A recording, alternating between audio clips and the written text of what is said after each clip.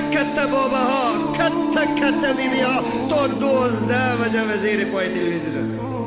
دختر جوانش گفت مادر از برای خدا ایواده که تو من نصیحت کنی. ای بچیم در وقتای ما تلویزیون نبود بانک ساتر تیر شد. همه چیز از قلب راست میشه، از قلب کج میشه. آل برادرها جوان آخر زمان است.